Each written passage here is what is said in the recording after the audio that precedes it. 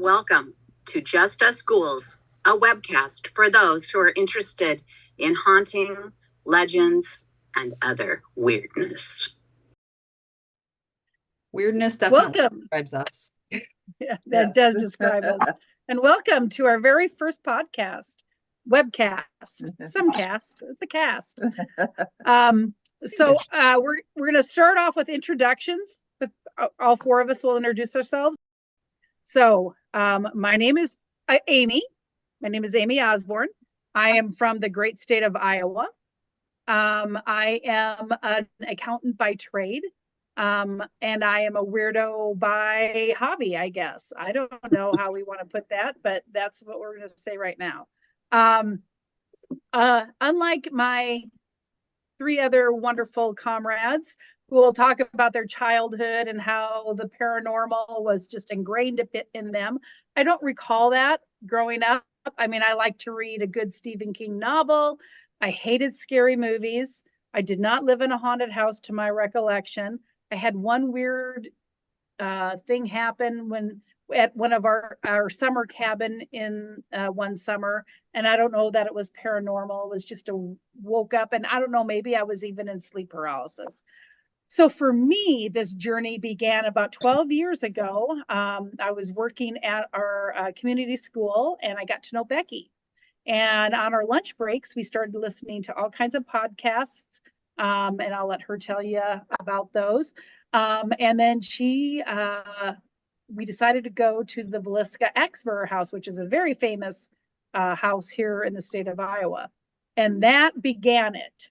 We went there on a public event that they threw at the Villisca Exmoor House. And then we went back with a group on a public investigation, and not all night investigation. After that, we went to, with that same group, that same organization, we went to the Squirrel Cage Jail, for our schoolhouse, Edinburgh Manor, all of which are just wonderful places here in Iowa that are haunted. So in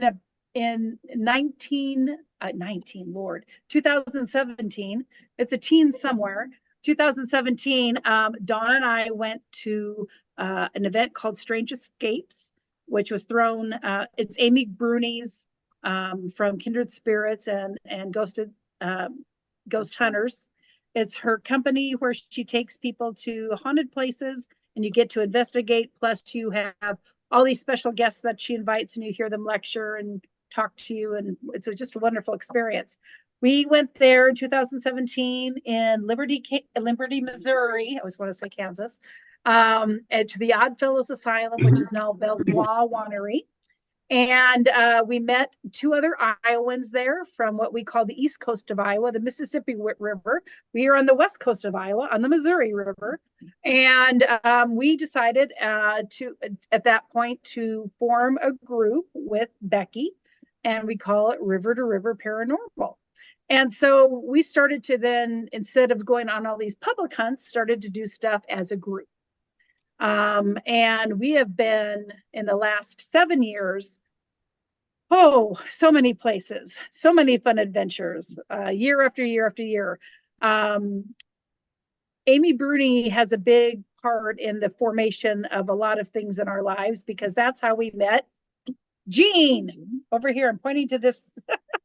We met Jean at Mount Washington in New Hampshire at another Strange Escapes. And so then we started to correspond with her and talk with her. And last year, she is from Florida. She assisted us in bringing our whole group to Savannah, Georgia. And we had an amazing 2 investigations at Moon River. I always want to say Blue Moon. Moon River Brewery, and then Savannah Theater. And she also got in touch with people that she knows that give paranormal tours and just historical tours. And we did some of that too, and had just a fabulous time for a whole week in Savannah, Georgia, although it was blazing hot, but it was still fun. So anyway, so that brings you kind of up to speed on where I am. And now we're trying to do a webcast. So I will give it now to Becky, and she will tell you about herself. Hello, my name is Becky Facer. I'm also from Iowa. I just live right down the road from Amy and Don, who have been my buddies for quite a while, probably at least 12 or 13 years. I am a retired teacher. I taught K through 12 art, a couple years in Nebraska and the remainder in Iowa.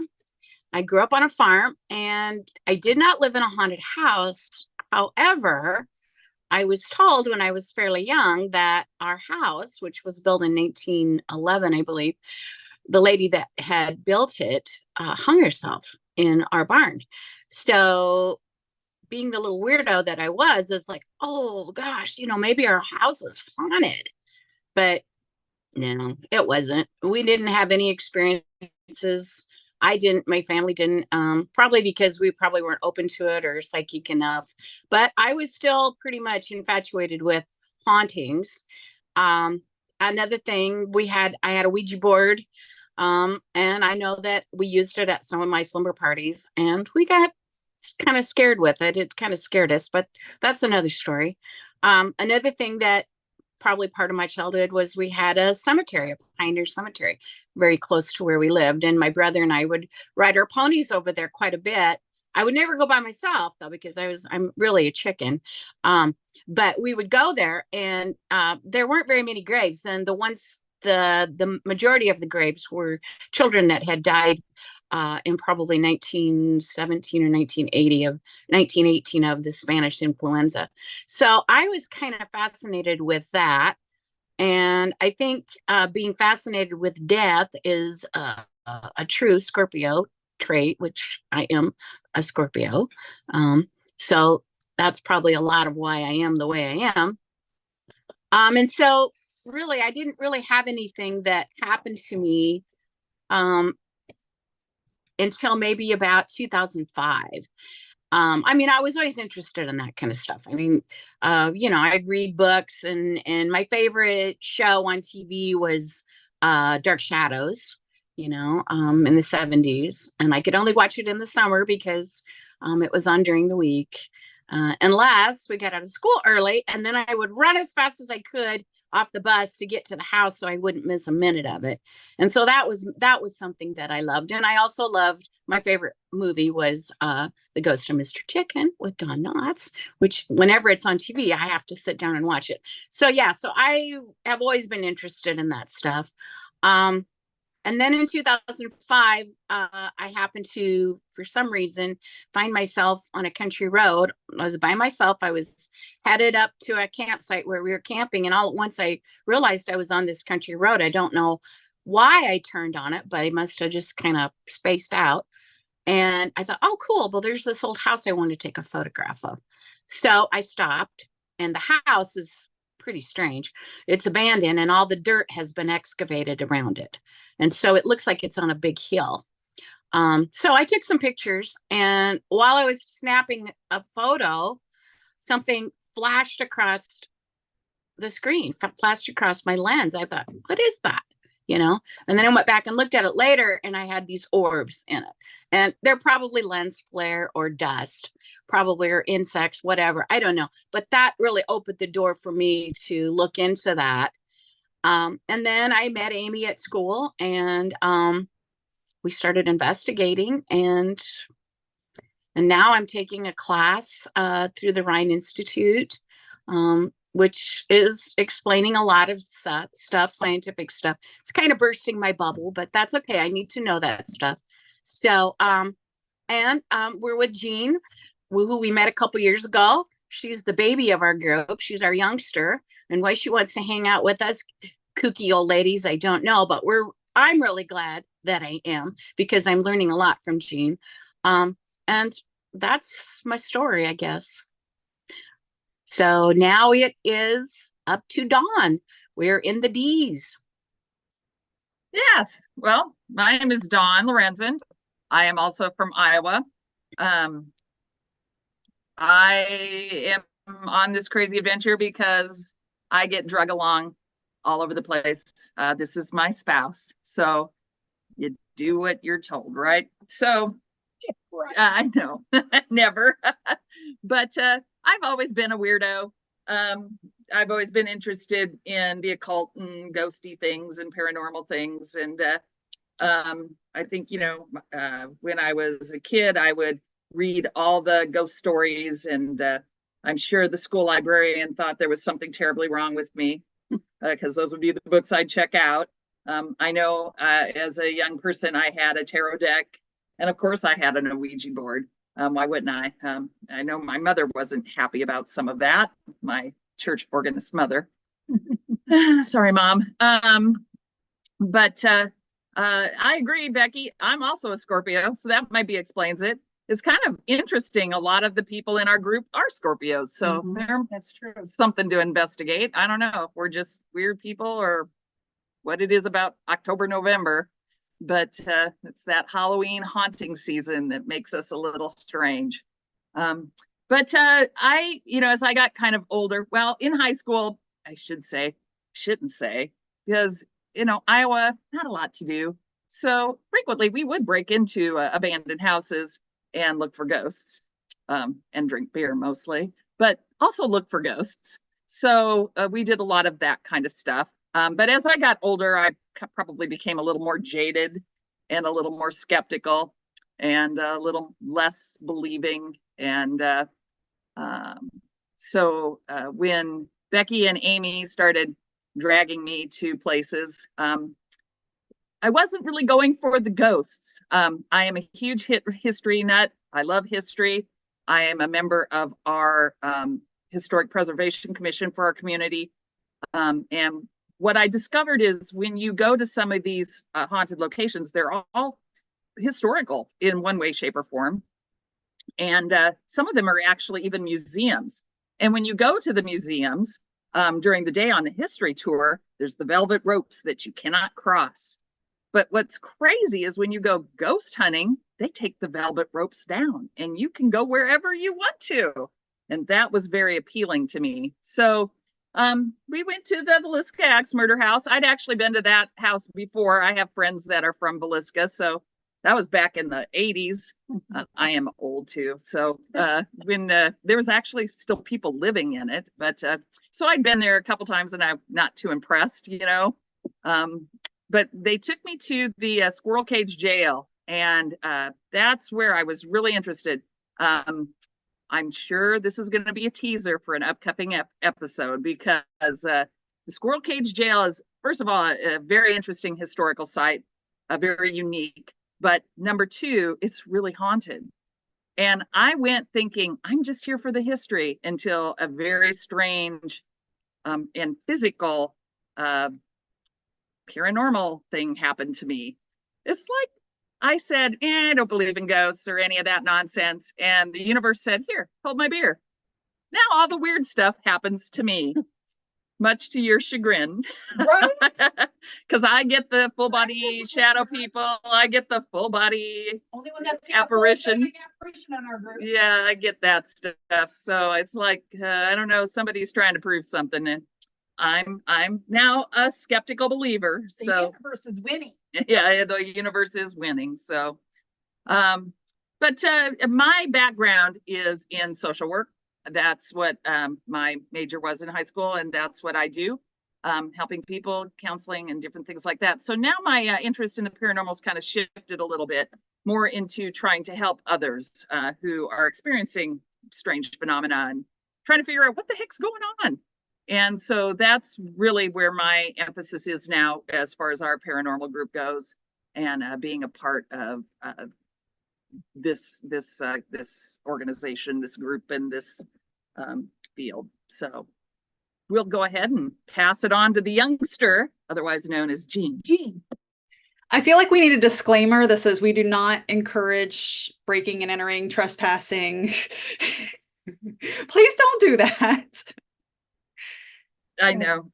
I can say, and by the way, don't break and enter. Don't do that. You'll get arrested. We're lucky we didn't. We shouldn't have been doing that. We were stupid. Don't do it. Please. At least don't blame us if you do.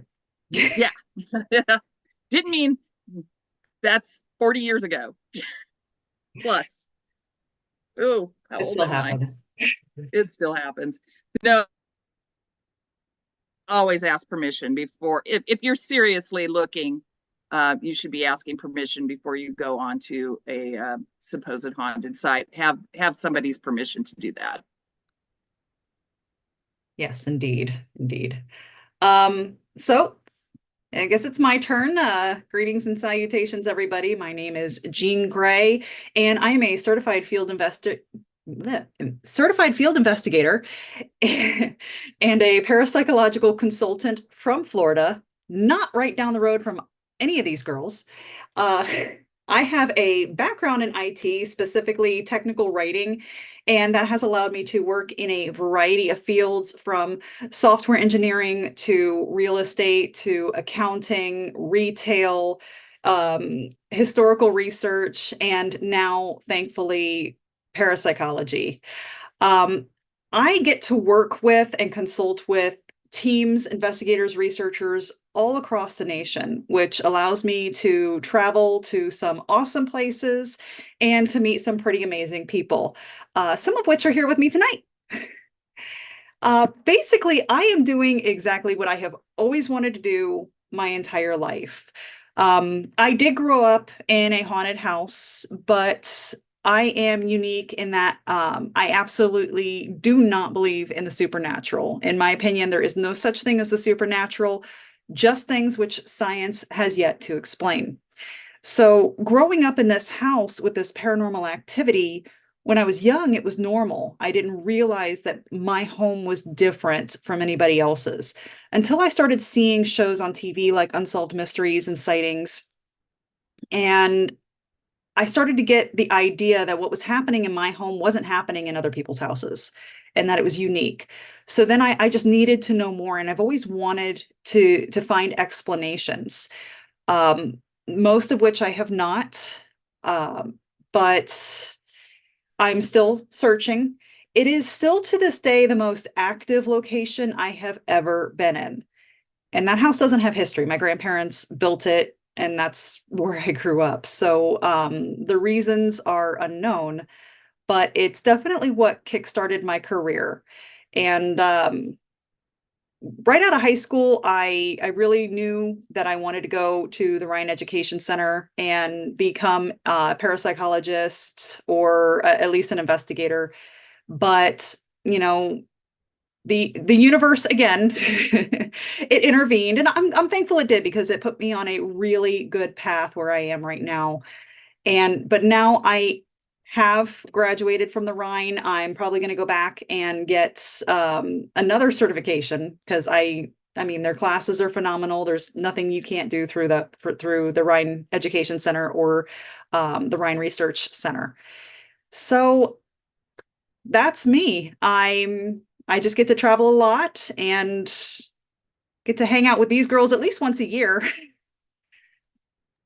So Wonderful. Yes. Well, we have Amy Bruni to thank for a lot of things, Yep. But primarily we have her to thank for us being able to meet Jean. Becky, Amy, and I, and Becky's niece all had gone on the Strange Escapes at the Mount Washington Hotel in New Hampshire. And it's kind of how Strange Escapes works is really neat.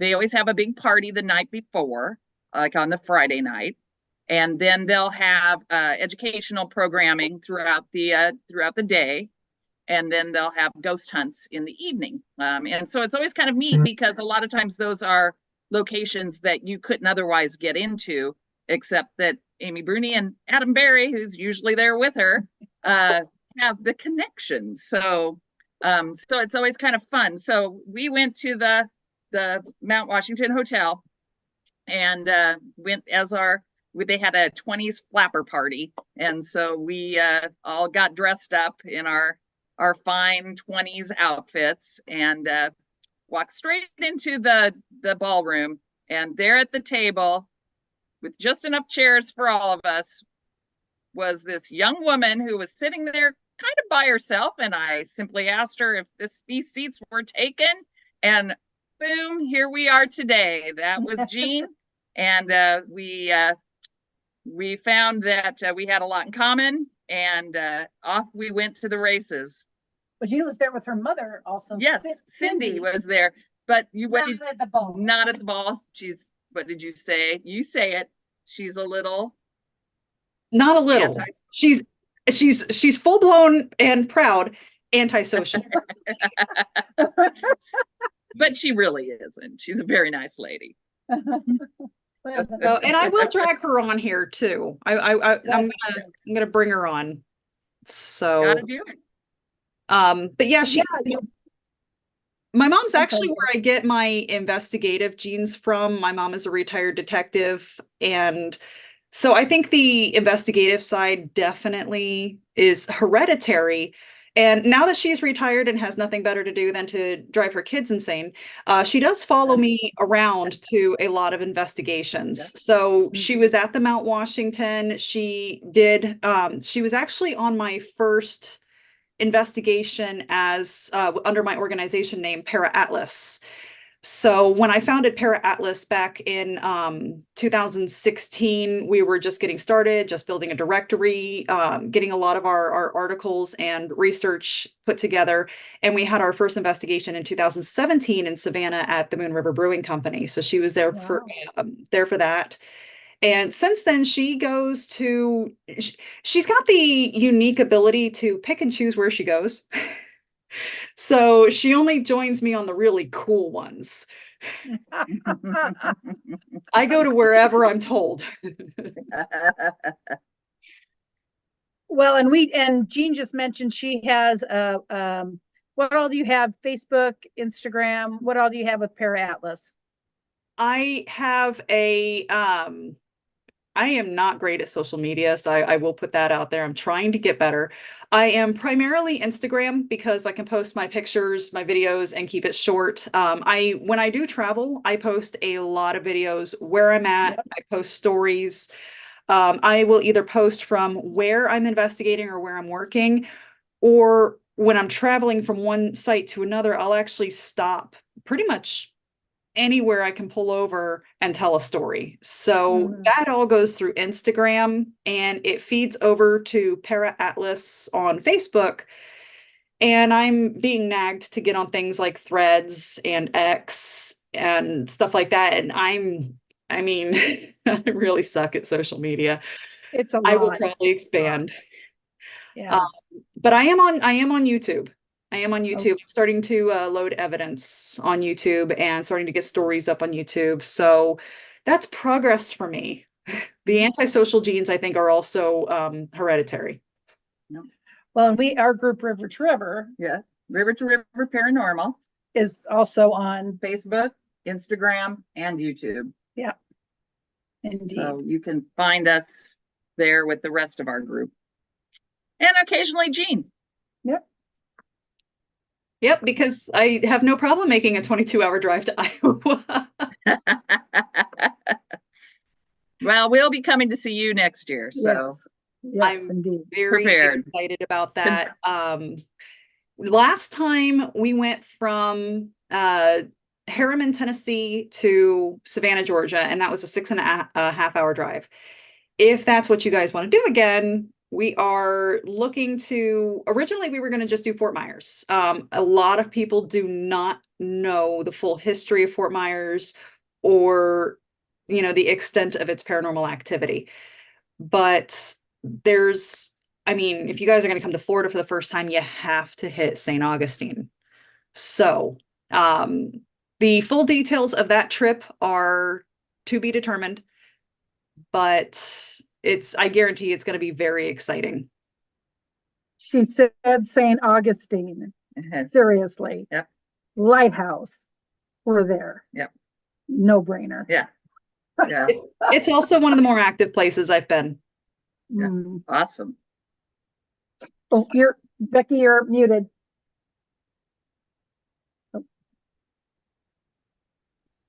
Yeah, but we're not going to come down to Florida when it's so stinking hot. No, we're doing it next March in about a year. Yeah. Yes. Okay, so this is Florida. Yeah. It was Is 80 it always today. taken on? It was 80. That's perfect. That'll work. Yeah. This is Iowa. It was almost 60 today. Yeah. That would be nice because my AC finally took its last breath after it got wrecked in Hurricane Ian, and we've been very gently putting it back together and coaxing it to life ever since, and it's finally taken a so yeah, it's it's getting warm. So Yes. which I cannot promise is gonna be cool. Well, actually, by that time, we won't mind a little warm. Yes. At that point. So let's talk about our investigation together. Okay, first, let me drop some history on the hotel. I'm telling you, this place has it all. It's a luxury resort that manages to balance a vintage feel with modern day amenities because some of us cannot live without Wi-Fi and coffee. It's located in Bretton Woods, New Hampshire, just west of its namesake, Mount Washington.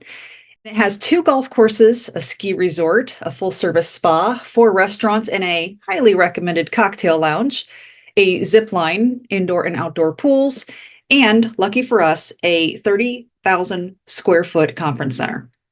Back in the year 1900, there was a gentleman by the name of Joseph Stickney, and he had quite a bit of change in his pocket, so he decided to build a hotel. Construction took 2 years and cost him $1.7 million. For those of you trying to do the math, that's over $59 million in today's economy. The hotel held its grand opening on July 28th, 1902, and during that celebration, Joseph Stickney is said to have addressed his audience and said, "Look at me, gentlemen, for I am the poor fool who built all this." Well, that poor fool did not get to enjoy his creation for long. He passed away on December 21st, 1903, and the hotel was passed on to his beloved wife, Carolyn Foster Stickney. In 1913, Carolyn earned the title of princess when she married a French aristocrat by the name of Prince Jean-Baptiste Aymon de Faucigny-Lesage. Yes, that took me a lot of practice. Unfortunately, Jean-Baptiste passed away in 1922, once again leaving Carolyn a lonely, widowed woman. Princess Carolyn passed away at her home in Providence, Rhode Island on November 2nd, 1936. She was 69 years old. Bit of a side note here, Carolyn was originally interred in Blossom Hills Cemetery in Concord, New Hampshire, but left instructions in her will for a mausoleum to be built in the nearby Old North Cemetery, where she and Joseph were later reinterred in 1938. I guess we know where Jean-Baptiste rated. In her will, she also designated Foster Reynolds, her nephew, the new owner of the Mount Washington Hotel. Although this sounds like a pretty sweet deal, Foster now had a problem on his hands. Business was on the downslope. Yes, that's a skiing joke. Due to the reintroduction of income tax, then Prohibition, the Great Depression, and finally World War II, which actually shut down the hotel for a period of time in 1942. In 1944, the hotel experienced a spike in guests when it hosted the Bretton Woods Conference, a formal gathering consisting of over 700 delegates from our 44 allied nations. The purpose of which was to establish a system of financial rules and regulations, because who doesn't love those, in order to ensure the economic stability of their nations. This assembly led to the founding of the World Bank and the International Monetary Fund. The hotel continued to stand proud and strong through numerous ownerships and was declared a National Historic Landmark in 1986. Today, the hotel is owned and operated by Omni Hotels and Resorts, and it's open year-round.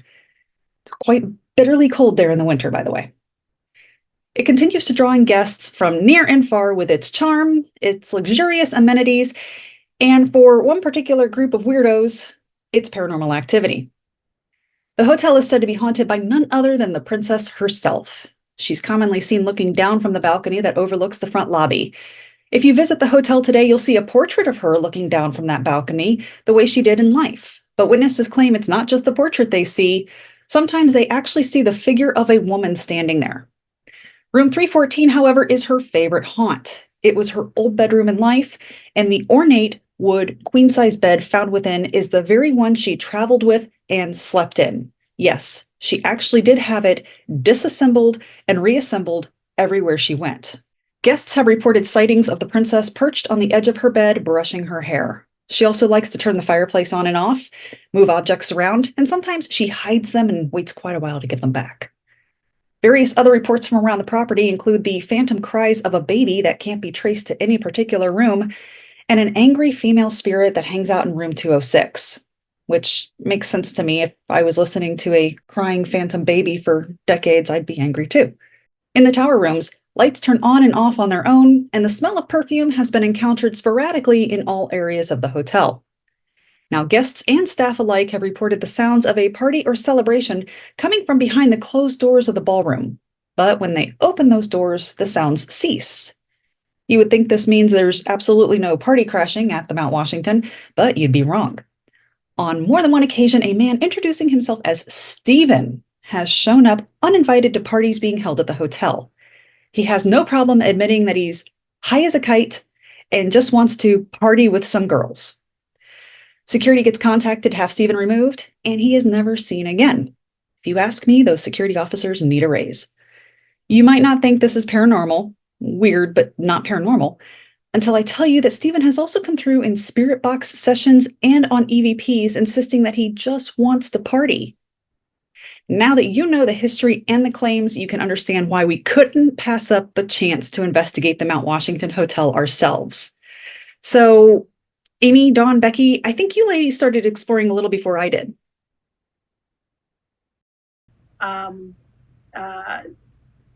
We talked about, we met Jean the first night. Jean was a VIP, so she got to go both Saturday and Sunday nights and got to, yes, so important. Becky, Dawn, and I were not VIPs, and we only got to investigate on Sunday night. So Saturday night, we had nothing to do. So what do we thought we should do? We thought we should investigate in a room that we weren't supposed to be in. Well, we don't know that. Yeah, it was open. Or was it locked? It was open. We had permission to be on the facility. Yes. Remember, we talked about breaking in, that's not a thing you do. No. But we had permission to be in the location. So we had a hotel room there, and so we were.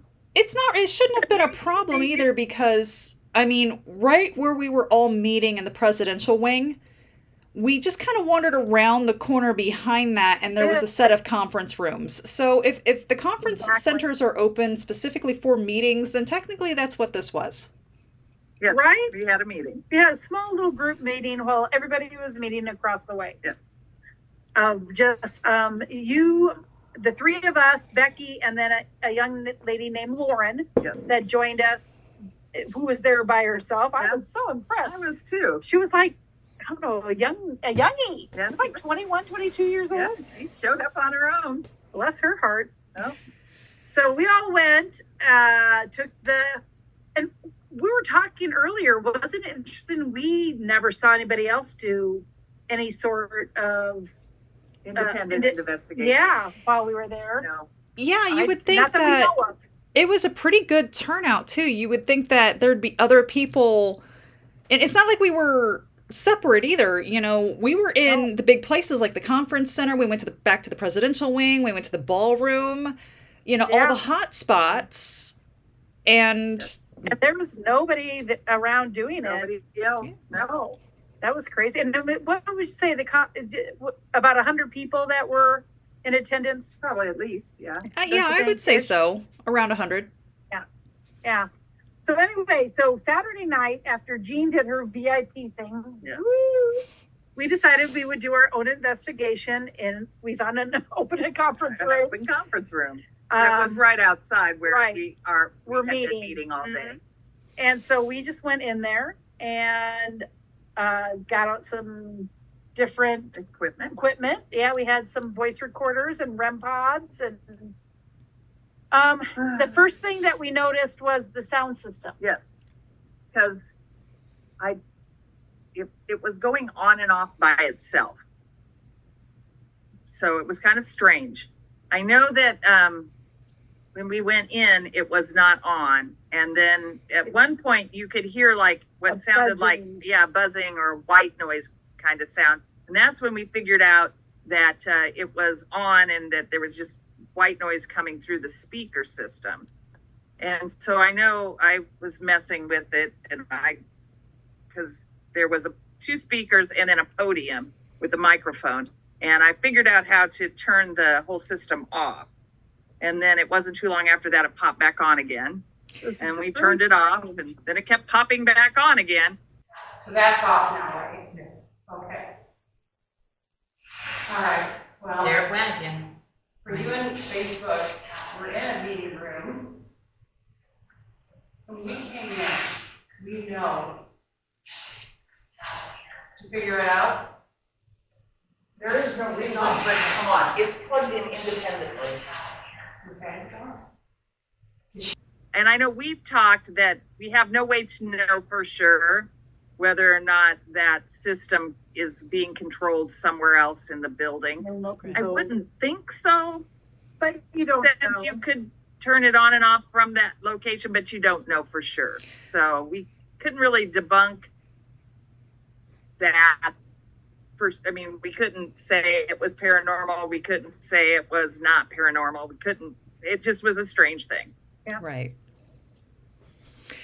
And you could, that was really the only thing I got on audio too, was you could hear it when it came on, it would pop, you know, like somebody was tapping a microphone. So that was really all that I got out of the audio from that room. Now I know, I do know that Becky actually caught a whistle while we were talking. Okay. Right.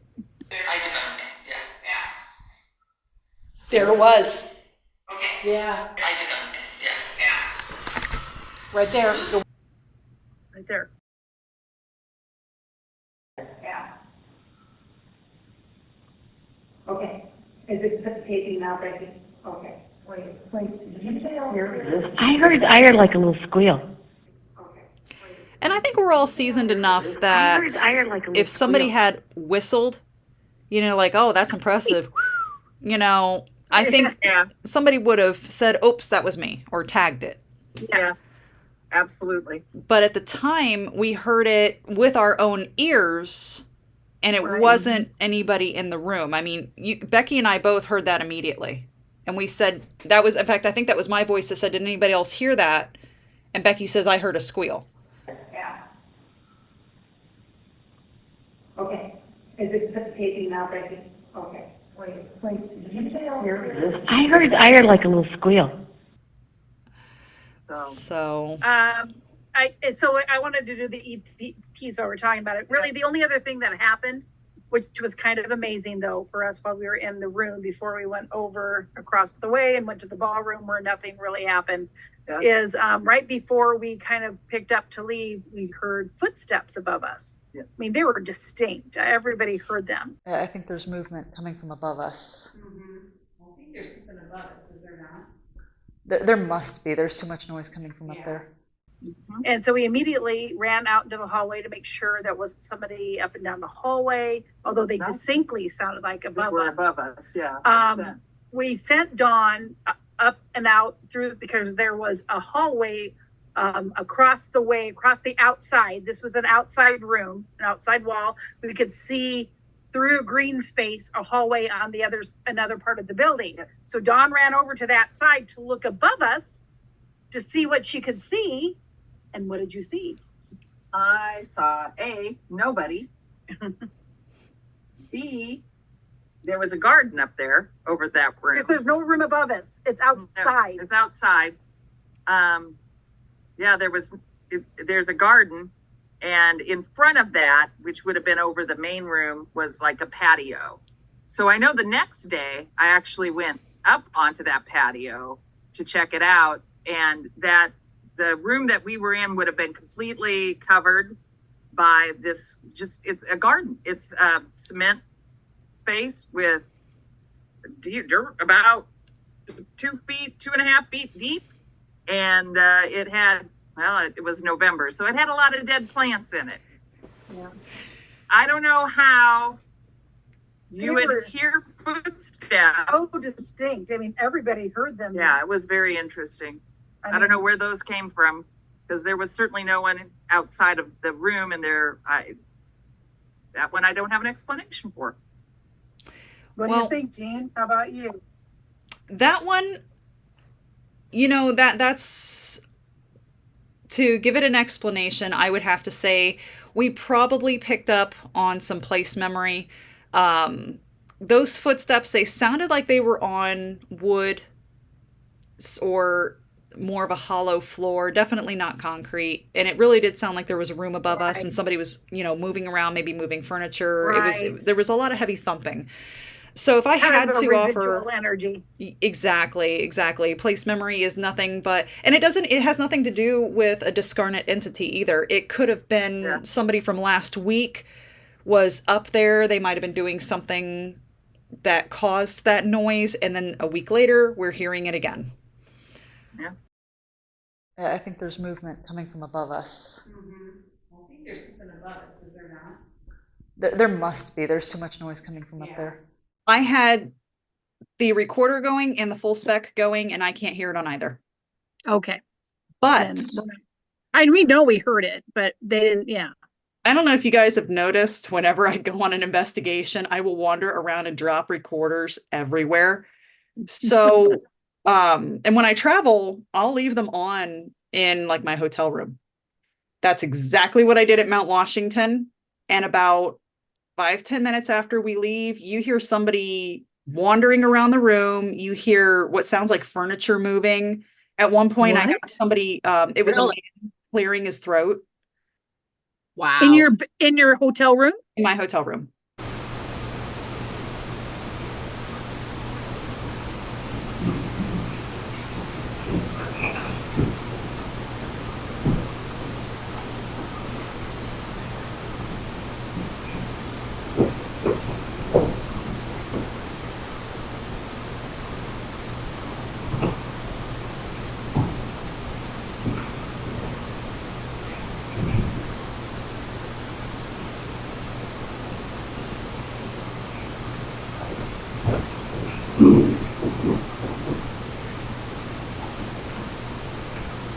Wow. What floor were you on? I was room 330. Yeah, we were up on 3rd floor. You guys, Amy, you guys weren't, you and Dawn, where were you? You were up higher, weren't you? Yeah, I think we were on 3rd floor too. I thought. Maybe I was on I don't second. remember. Jeez, I might have been on old. second. We can't remember that far ago. Huh? I think We I were was on the second. I think we were on the second. Yeah, I think we were too. You're right, Becky. We're only one floor off we only had to go one flight of stairs. Yeah, because we, instead of taking the elevator, we climbed the steps. Yeah, but we were on the second. You're correct. Yeah.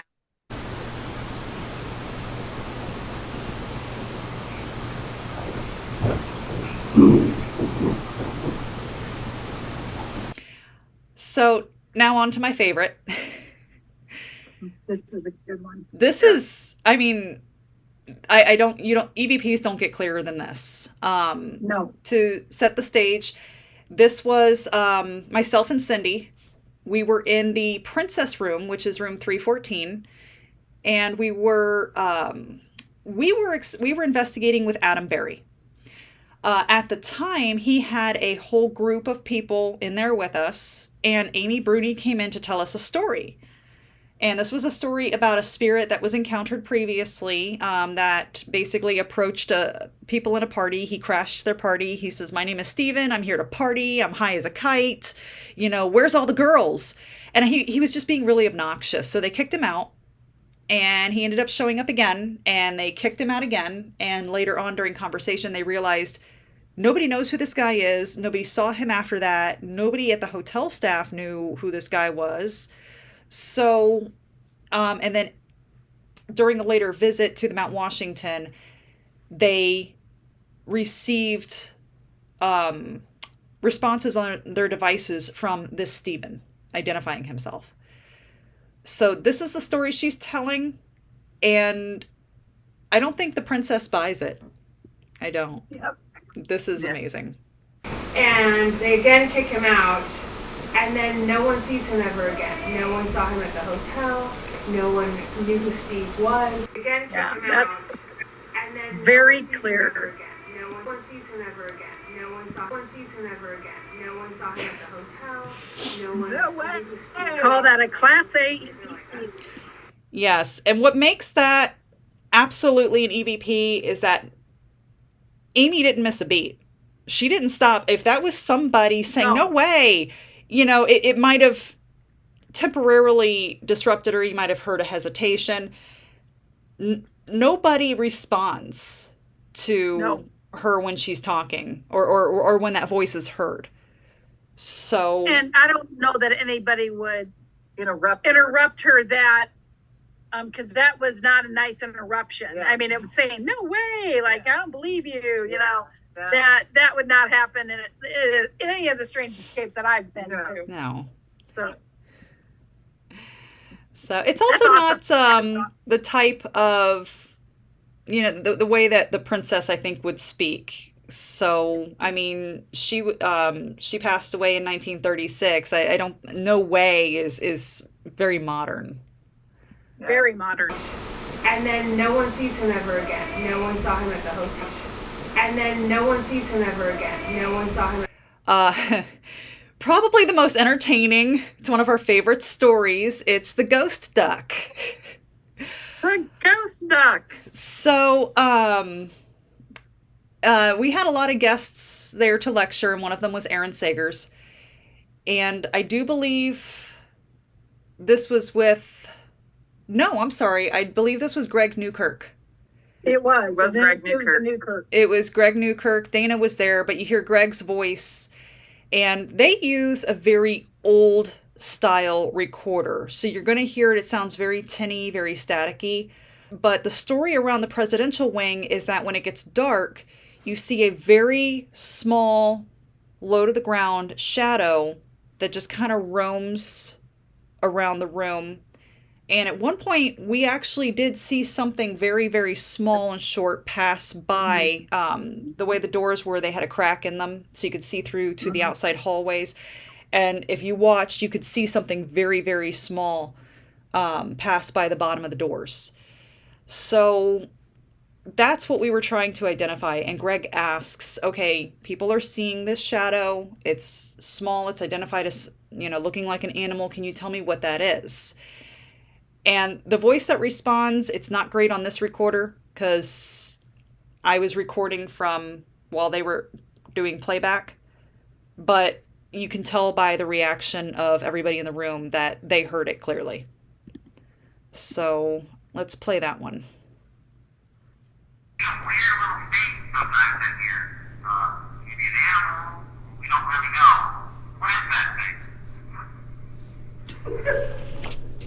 And everybody laughs because they heard it. Well, we heard it, and it's definitely one of the most unique responses I think I've ever gotten by EVP. Yeah. And so you girls were not there at the time. This was myself. Cindy was there. We had a few other people sitting around, and this was with Greg and Dana Newkirk doing the EVP session. So after I met with you guys and we had our adventure in the other conference room, we came back into the presidential wing. Right. And then I had told you girls the story at that time about the duck. So we tried to make contact with the duck. And Dawn, this was my first experience getting to watch you do the Estes method, which, Dawn, you are phenomenal at this.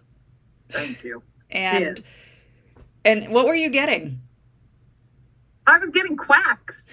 Quack, quack, quack, quack. I'm a duck. That's never happened before. No, I've never heard quacking since. It just went on and on and on and on. And it's crazy. It was hilarious at the same time. And now to, get a bit scientific, most people would say, oh my God, there really is a duck there, or that it's a spirit that's messing with you. But in my experience, there is this a phenomena called the experimenter effect. And that's where you yourself are testing something or you're experimenting and you get results. But what you don't realize is that the results are coming from you. You are subconsciously projecting either what you want to hear or what you expect to hear into either the recording device or the video or whatever device you're using. So this in particular, I think, is probably the experimenter effect, or as a group, we created a thought form or tulpa. Tulpa. So, and what a thought form or tulpa is, it's a conscious energy that is able to communicate and respond, but it's created out of the combined energy of the people who either are in the room or have been in the room, people who basically have contributed to the idea. In this case, we all were thinking about a duck. There have been instances, such as the Phillips experiment, where a group of people met, created a boy named Philip and a spirit named Philip, and they met over and over again until they started getting responses from Philip. So, I mean, I really think that's what this is that it's a thought form. We you know, the initial response could have been anything, and just phonetically it sounded like it's a duck. So that's what we latched on to. And from there, we created the duck. Yep. 100% agree.